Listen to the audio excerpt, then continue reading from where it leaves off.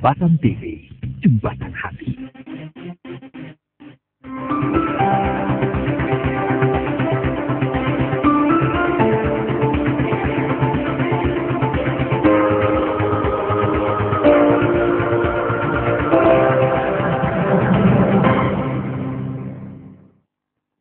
Assalamualaikum warahmatullahi wabarakatuh. Saudara, selamat malam, salam sejahtera. Saya Sylvani Safrudin hadir dalam program alternatif pada malam hari ini bersama Sinse Adam, spesialis saraf kejepit dan stroke cabang dari Jakarta. Kita nanti akan buka line telepon di 4622118 jika ada yang ingin bergabung bersama kami di sela-sela perbincangan kita bersama Sinse. Dan kita langsung saja sapa Sinse Adam. Selamat malam Sinse, apa kabar? Kabar baik. Baik ya Sinse ya. Kita tidak pernah bosan ya Sinse selalu memberikan informasi tentang saraf kejepit dan stroke. Dan ini mungkin banyak yang mereka yang ingin mengetahui sebenarnya apa itu saraf kejepit dan stroke ini. Mungkin bagi Anda yang menyaksikan tayangan ini, Anda juga adalah salah satu pasiennya Sinse atau yang akan menjadi calon pasiennya Sinse. Baik Sinse, kita mungkin kembali tetap membahas tentang saraf kejepit. Mungkin bisa Sinse berikan informasi kepada pemirsa di rumah, saraf kejepit itu apa? Ya, memang seperti dari kemarin kita selalu memang membahas tentang masalah saraf kejepit. Dan mungkin kalau kita hubung-hubungkan lagi, kondisinya dengan bulan Ramadan ini apa loh gitu kan, intinya kan begitu. Karena seperti kemarin saya tayang di Medan pun, intinya saya sedikit memang tertarik dengan membahas masalah saraf kejepit dan hubungannya dengan bulan puasa ya. Betul. Karena seperti kita ketahui mungkin masih sangat banyak mungkin masyarakat di Kepulauan Riau ini yang memang masih terkendala mengalami gangguan fungsi saraf pada tubuhnya yang dimana akan terkendala mengganggu mungkin dalam sholat taraweh, mungkin dalam sholat hari-harinya. Dan apalagi sekarang sebentar lagi akan menyambut Hari Raya Idul Fitri yang dimana memang membutuhkan fisik yang lebih kuat dan prima. Tetapi jujur mungkin masih sangat banyak sekarang masyarakat yang mengalami gangguan-gangguan fungsi saraf pada tubuhnya sendiri dan kesulitan untuk datang berobat kemana. Nah, seperti kemarin itu saya membahas tentang masalah ini dan saya melihat memang respon masyarakat Kota Medan cukup tinggi karena jujur kalau saya katakan kemarin di Medan saya sangat kaget, hampir 80 kemarinnya satu harinya. Satu hari? Ya. Dan mereka memang begitu antusias untuk menyambut Hari Raya Idul Fitri atau mungkin mengikuti salat tarawih supaya mereka bisa lebih afdol dalam mengikuti beribadahnya. Nah di sini saya ingin mengatakan memang gangguan saraf kejepit itu memang bukan satu hal penyakit yang mudah untuk diatasi karena biar bagaimanapun seperti kita ketahui memang saraf kejepit bukan penyakit tapi dia ada perubahan struktur tulang atau ada gangguan fungsi saraf yang terjadi mungkin pada pinggang atau mungkin pada leher yang dampaknya mungkin akan mengakibatkan seseorang tidak kuat jalan, mungkin dia tidak kuat duduk lama, dia tidak bisa berdiri lama, atau mungkin dia tidak tahan berjalan jauh, atau mungkin dia tidak bisa jongkok, atau mungkin tangan saya kesemutan, bahkan sakit. Jadi memang sangat banyak variasi dari gangguan-gangguan fungsi saraf pada tubuh manusia. Nah, dengan ini saya ingin mengatakan memang gangguan fungsi saraf pada tubuh seseorang itu tidak mudah hanya dengan begitu saja minum obat.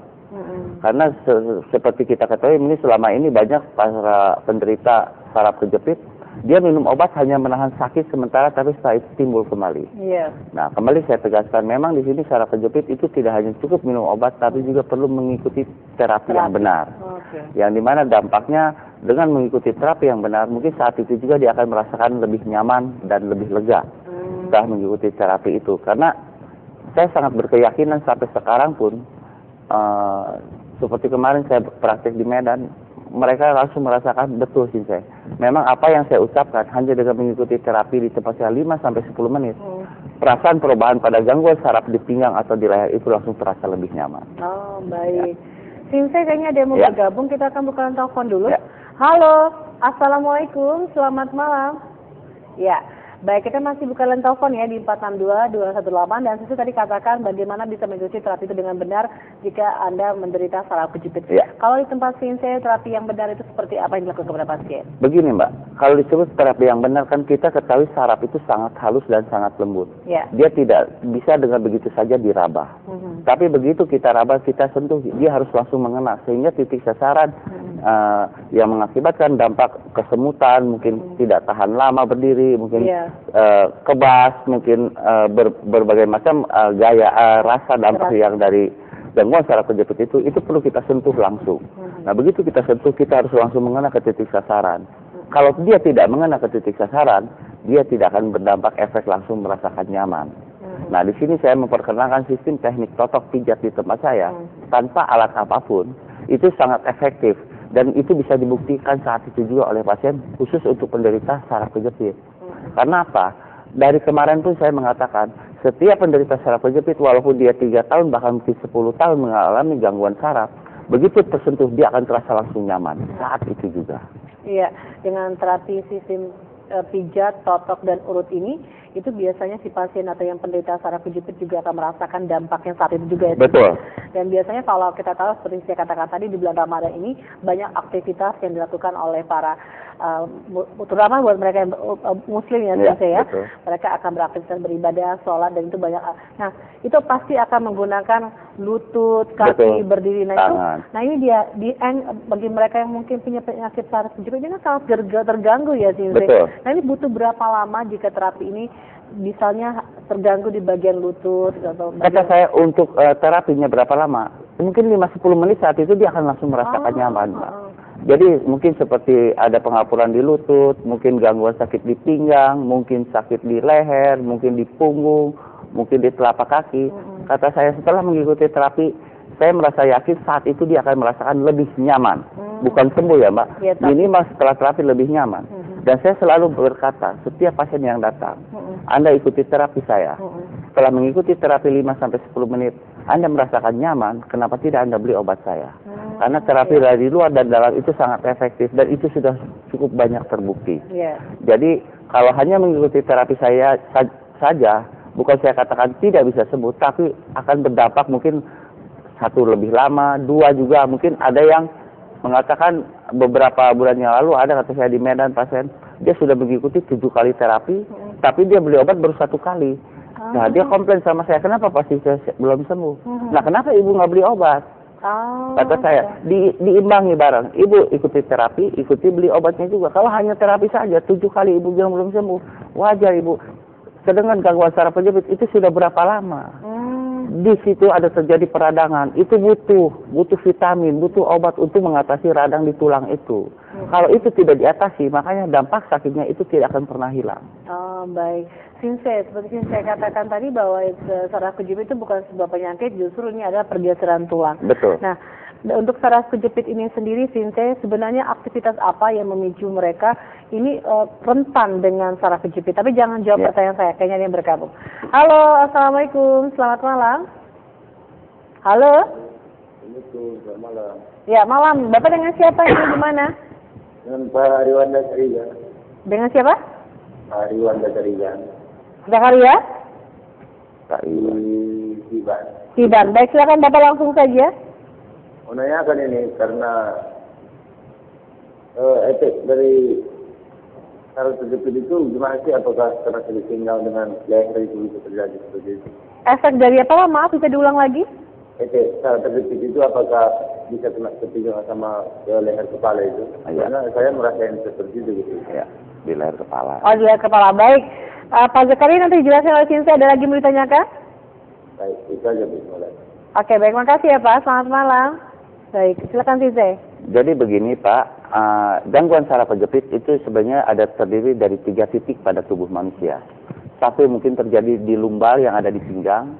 2 ada terjadi di leher yang berdampak mungkin mengakibatkan seseorang sering tangannya kesemutan, bahkan mungkin tangannya lemah. Dan 3 ada yang menyerang gangguan saraf itu terhadap torak, Pak. Yang dimana torak itu dampaknya akan mengakibatkan seseorang mengalami mungkin keseimbangan badannya sering tidak terkontrol, Pak. Bahkan dia akan menimbulkan rasa sakit kepala yang berlebihan. Nah itu adalah mungkin kalau Bapak mengatakan tadi Bapak ada mengalami rasa sakit di kepala dan itu tidak pernah kunjung sembuh, bahkan minum obat hanya reda sesaat dia timbul lagi. Mungkin Bapak perlu dengan melakukan tindakan medis lebih dalam lagi, mungkin melakukan scan atau mungkin dengan MRI sekalian, Pak. Karena kalau dari setelah melakukan itu, Bapak akan mengerti apakah memang terganggu saraf torak Bapak atau tidak. Ya, Pak? Oke, baik. Dan kita bukan telepon dulu lagi. Halo, Assalamualaikum, selamat malam. Baik. Ya, Sinse, seperti pertanyaan saya, aktivitas apa saja yang rentan memicu saraf kejepit ini? Yang rentan mengalami gangguan saraf kejepit itu mungkin seseorang yang pernah mengalami kecelakaan, jatuh dari motor atau dari kecelakaan mobil, atau mungkin dia atlet olahraga bela diri, atlet bulu tangkis, sepak bola, itu adalah yang rentan, sangat rentan untuk mengalami gangguan saraf kejepit. Baik, Sinse, kita bukan telepon lagi. Halo, Assalamualaikum. Iya, terima kasih ya.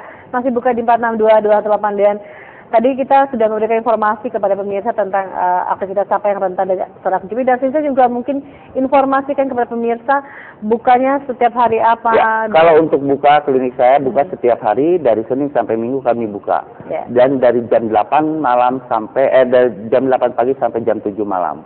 Tapi khusus beradaan saya di Pulau Batam, itu saya praktek hanya hari Kamis dan Jumat. Dan kebetulan 8 pagi sampai jam 7 malam hari Kamis ada, dan Jumatnya pun dari jam 8 pagi sampai jam 6 sore. Karena kebetulan sekarang flat saya lagi ada perubahan jadwal, jadi saya sekarang melayani di Batam bisa sampai jam 6 sore hari Jumat. Oh, baik. Dan kita bukan telepon lagi ya. Halo, Assalamualaikum, selamat malam. Halo. Halo. Halo, selamat malam, dengan siapa di mana? Pak Iwan datang dengan Tarigan. Tarigan di mana, Pak? Pak di Tiban. Ini Pak Adam, saya pernah ini. Karena saya dengar juga tadi masalah bela diri. Saya dulu pernah juga merasain olahraga bela diri. Iya. Peneliti dari bela diri itu mulai terasa semua. Apakah ada efeknya seperti itu? Gitu. Karena saya dengar juga barusan gitu. Iya. Oke, itu saja Pak. Ya, Bu. Baik, nanti jelasin sama Pak Mas Sinse ya. Terima kasih. Baik, terima kasih. Ya. Jadi begini Pak Iwan, memang tadi saya katakan seorang yang mengalami gangguan saraf kejepit itu efeknya mungkin dari seseorang pernah mengalami kecelakaan atau pernah mengikuti olahraga bela diri yang keras seperti sepak bola, bela diri, bahkan mungkin bulu tangkis, basket, itu yang mengakibatkan ada cenderung cedera otot yang saat itu mungkin belum terasa secara menyiksa pada tubuh. Tapi setelah beberapa tahun kemudian disitulah baru terasa dampaknya, ya Pak. Nah, dengan di sini kata saya, untuk para penderita itu perlu diterapi, Pak. Dan itu mutlak harus mengikuti terapi yang benar dan tepat sasaran. Oke, baik, kita bukan telepon lagi. Halo, Assalamualaikum, selamat malam. Halo. Ya, halo, Assalamualaikum. Baik, dan pemirsa, Anda jangan beranjak dulu. Kami masih akan kembali bersama Sinse untuk berbincang-bincang seputar saraf kejepit dan stroke cabang dari Jakarta ini. Kami akan hadir sesaat lagi usai jeda pariwara.